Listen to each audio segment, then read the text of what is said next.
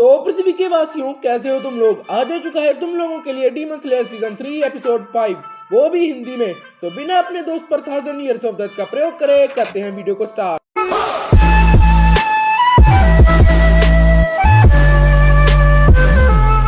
तो पिछले एपिसोड में हमने देखा कि मूजिरो कोतेत्सु को उस मछली जैसे दिखने वाले डीमन से बचा लेता है और फिर वो कानामोरी को बचाने निकल जाते हैं। उधर तांजिरो उस ओरोगी नाम के उड़ने वाले डीमन से लड़ रहा था और नेजुको और गेन्या भी उन बाकी के डीमन से लड़ रहे थे। उन डीमंस ने गेन्या को कई बार मार दिया, पर फिर भी वो कोई तंत्र मंत्र बोलकर वापस जिंदा हो जाता था। फिर तांजिरो जैसे तैसे प्लान बनाकर उनके पास पहुंच जाता है, पर उन डीमन से लड़ते लड़ते नेजुको और तांजिरो बेहोश हो जाते हैं। फिर हम देखते हैं कि विलेज पर ग्योको के फिश डीमंस ने हमला कर दिया है और उन्हें बचाने वहां मित्सुरी आ रही है। एपिसोड 5 स्टार्ट होने से पहले लाइक बटन को जाकर दबाओ, चाहे उस पर सिंगल लाके मारो या चिदोरी, बस वीडियो लाइक हो जानी चाहिए। और अगर तुम भी मेरी तरह एक एनिमे फैन हो तो इस चैनल को सब्सक्राइब कर लो, क्योंकि यहाँ पर एनिमे रिलेटेड कंटेंट आते रहता है। बाकी मुझे कमेंट्स में बताना कि तुम्हारा फेवरेट एनिमे कौन सा है।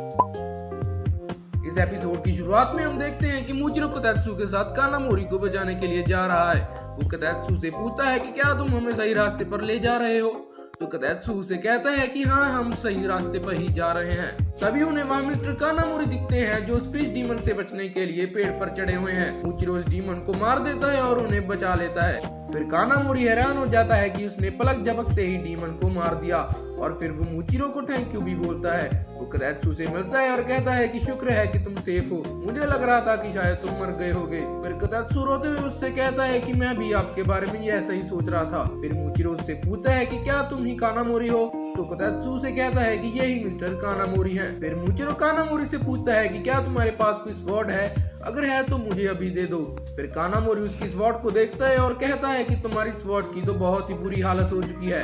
फिर मूजिरो उसे कहता है कि इसलिए तो मैं विलेज में आया हूँ। फिर कानामोरी उसे कहता है कि मेरे पास तुम्हारे लिए एक स्वॉर्ड है, मैं अभी उसे तुम्हें दे देता हूँ। फिर मूजिरो उससे कहता है कि तुम बिल्कुल भी समय बर्बाद नहीं करते।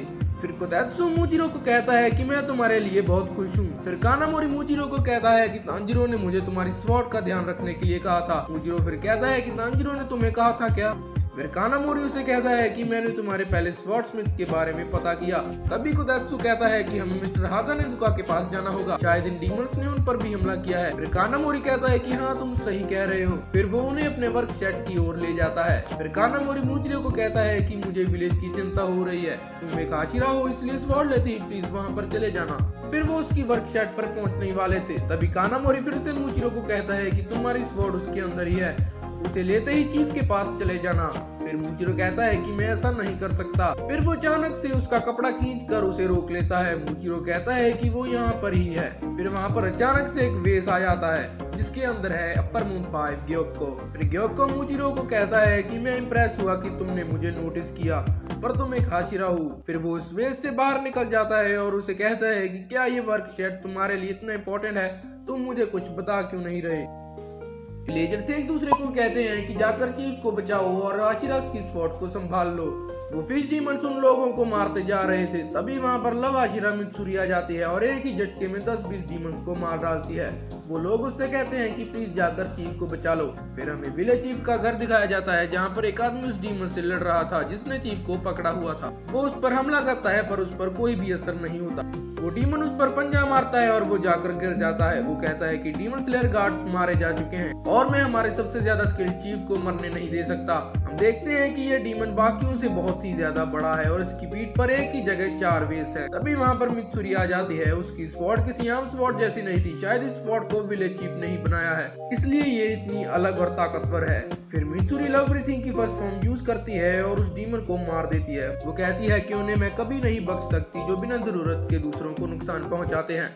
वो विलेज चीफ को पकड़ लेती है और उसे पूछती है कि क्या आप ठीक हैं लॉर्ड टेकिन, क्या आप मुझे सुन सकते हो। फिर वो उससे कहता है कि मैं खूबसूरत लड़की की बाहों में हूँ, मुझे ऐसा लग रहा है कि मैं आसमान में झूम रहा हूँ। विलेज चीफ इतना बुढ़ा होने के बाद भी मित्सुरी पर सिम करने लगता है। मित्सुरी उसकी बातें सुनकर शर्मा जाती है। फिर वहाँ पर एक दूसरा आदमी मित्सुरी से कहता है कि मुझे भी चोट लगी है, प्लीज मेरा भी हाथ पकड़ो। फिर चीफ उसे चुप रहने के लिए बोलता है। फिर हम तांजिरो को बेहोशी की हालत में देखते हैं। वो कहता है कि ये किसकी स्मेल है। हम हम देखते हैं कि नेज़ुको को होश आ गया था और वो तांजीरो को अपने कंधे पर उठाकर भागने लगती है। सैकिदो उनसे कहता है कि अब यहाँ से भागो मत कीड़ो। वो फिर से अपने वेपन का यूज करता है और उन दोनों को बहुत जोर से झटका लगता है। फिर नेज़ुको थोड़ी देर के लिए बेहोश हो जाती है, पर तांजीरो उल्टा बेहोशी से बाहर आ जाता है। वो नेज़ुको को लेकर भागने लगता है। फिर सैकिदो काराकू को उन्हें मारने के लिए कहता है। वो उन पर हमला करता है पर वो बच जाते हैं। तांजीरो कहता है कि मुझे कुछ सोचना ही होगा कि कैसे मैं इन डीमन को हरा सकता हूँ। तभी काराकू फिर से उन पर हमला करता है और वो बहुत दूर जाकर गिरते हैं। नेज़ुको ने तांजीरो की स्वॉर्ड को पकड़ लिया था ताकि वो साथ में जाकर गिरे। काराकू बोलता है कि इसे कहते हैं अच्छा व्यू। फिर हम देखते हैं कि वहाँ पर सब कुछ तहस नहस हो चुका था। वो तांजीरो से कहता है कि अब तुम कहीं नहीं भाग सकते। फिर हम उन दोनों को देखते हैं। नेज़ुको ने अभी भी तांजीरो की स्वॉर्ड को पकड़ा हुआ था। वो उससे कहता है कि मैं तुम्हें कभी नहीं छोड़ूंगा नेज़ुको, इसलिए चिंता मत करो, अब तुम मेरी स्वॉर्ड को छोड़ सकती हो। तभी वहाँ पर सैकिदो और काराकू आ जाते हैं जो उन दोनों को ढूंढ रहे थे। काराकू सैकिदो को कहता है कि धुआं हटने पर हम उनकी स्मेल से उन्हें ढूंढ सकेंगे। फिर तांजीरो से फिर से कहता है कि बस करो नेज़ुको, अब तुम्हें मेरी स्वॉर्ड छोड़नी ही होगी। पर वो उसकी बात नहीं मानती और उसकी स्वॉर्ड को और जोर से दबाने लगती है, जिससे उसका खून निकलने लगता है। तांजीरो से कहता है कि बस करो नेज़ुको, नहीं तो तुम्हारी उंगलियां कट जाएंगी। उधर हम फिर से ग्योको को देखते हैं। वो मूचिरो को कहता है कि मुझे तुमसे मिलकर अच्छा लगा। इससे पहले कि मैं तुम्हें मारूं, मैं तुम्हारे समय का 1 मिनट लेना चाहूंगा।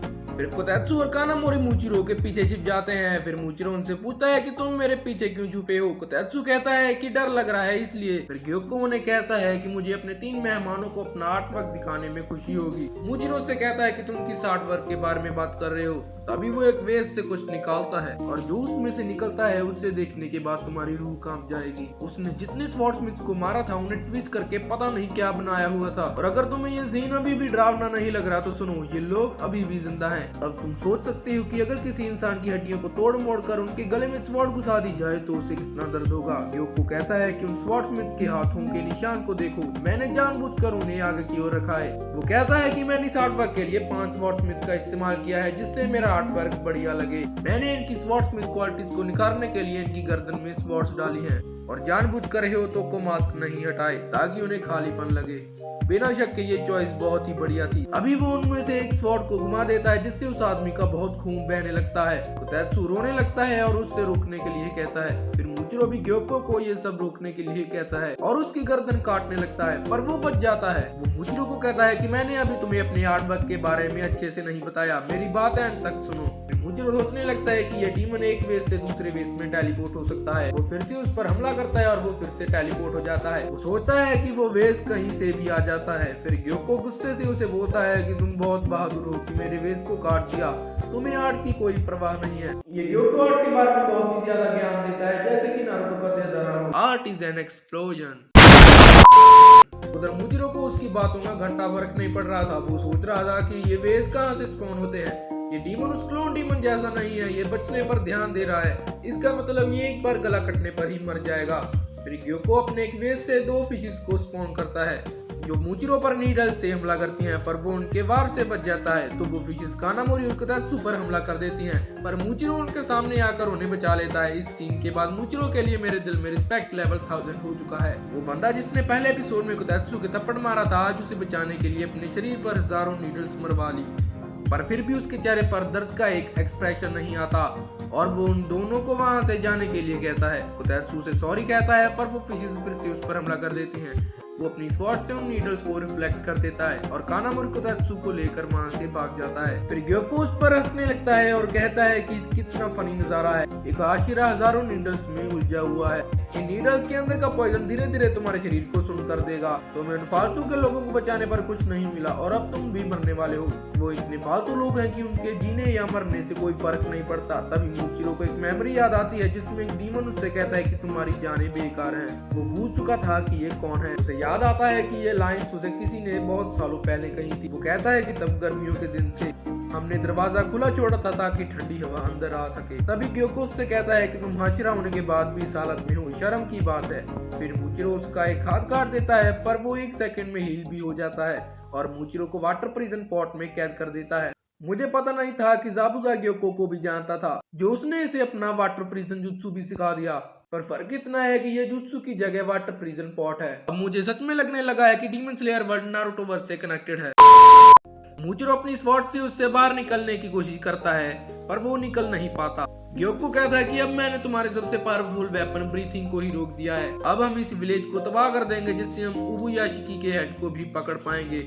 उधर हम फिर से नेजुको और तांजीरो को देखते हैं। हमें पता चलता है कि नेजुको ने डर के मारे तांजीरो की स्वॉर्ड को नहीं पकड़ा था, बल्कि वो अपनी ब्लड डीमन आर्ट्स का इस्तेमाल करके उसकी स्वॉर्ड पर आग लगा देती है। और ये स्वॉर्ड बहुत खतरनाक लग रही थी। उसकी ब्लैक स्वॉर्ड पूरी तरह से रेड हो चुकी थी। तभी तांजीरो को एक इनहेरिटेड मेमोरी दिखती है। एक लड़की योरिची को कहती है कि समुराई की स्वॉर्ड बैटल के दौरान रेड क्यों हो जाती है। वो कहती है कि ऑब्सीडियन की तरह ब्लैक होने के बाद भी ये स्वॉर्ड रेड हो जाती है। कितनी हैरानी की बात है। तांजीरो सोचता है कि मेरी स्वॉर्ड भी उस समुराई की तरह ब्लैक है और नेजुको की वजह से अब उसकी तरह लाल भी हो चुकी है, चाहे उससे अलग तरीके से ही क्यों ना हो। पर अब मेरी स्वॉर्ड बिल्कुल उसके जैसी ही है। मुझे लगता था कि मैं ताकतवर बन गया हूँ, पर मैं उन डीमंस के सामने सिर्फ मांस और खून का एक पुतला हूँ। पर फिर भी मुझे जिंदा रखने के लिए कोई ना कोई हरबर आ जाता है। सबको मुझसे बस एक ही उम्मीद है कि मैं उन डीमंस को हराऊं। फिर वो उन डीमंस के पास चला जाता है। सेकिदो को तभी मुजान की मेमोरी याद आती है जिसमें उसे योरिची दिखता है। वो कहता है कि इसकी स्वॉर्ड बिल्कुल उस समुराई की तरह है जिसने लॉर्ड मुजान का गला लगभग काट ही दिया था। फिर तांजीरो का फोरहेड मार्क इवॉल्व हो जाता है जैसे पिछले सीजन में ग्योतारो से लड़ते वक्त हुआ था। उसे तांजीरो में योरिची की परछाई दिखती है। फिर तांजीरो हिनोकामी काकुरा का इस्तेमाल करता है और एक ही बार में उन तीनों अपर रैंक्स का गला काट देता है। इस सीन में इतना तगड़ा एनिमेशन किया गया है कि मैं तुम्हें बता ही नहीं सकता। लिटरली इस सीन में गॉड लेवल एनिमेशन है। मुझे लगता है कि डीमन स्लेयर के प्रोड्यूसर्स के पास मोटा भाई से भी ज्यादा पैसा है। फिर तांजीरो ने मारने के बाद कहता है कि आखिर मैंने कर दिखाया। मेरा सारा शरीर गर्म हो चुका था। मुझे लग रहा था कि मैं आग में लिपटा हुआ हूँ। अब मुझे यकीन है कि मैं ये कर सकता हूँ। फिर वो उस चौथे डीमन को भी ढूंढने लगता है, पर हम देखते हैं कि उसका सर तो ज्ञान्या ने काट दिया। इस सारे एपिसोड में हम ज्ञान्या को तो भूल ही गए थे, और जब ज्ञान्या पीछे देखता है तो उसका चेहरा बिल्कुल एक डीमन जैसा हो चुका था।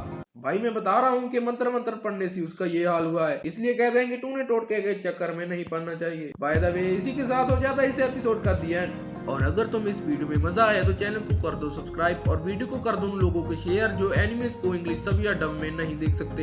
इससे एनिमे कम्युनिटी जरूर बड़ी होगी। कमेंट्स में बताना मत भूलना कि इस एपिसोड में तुम्हारा फेवरेट पार्ट कौन सा था। अगली वीडियो आगे 6th एपिसोड के आने पर, तब तक के लिए सायोनारा।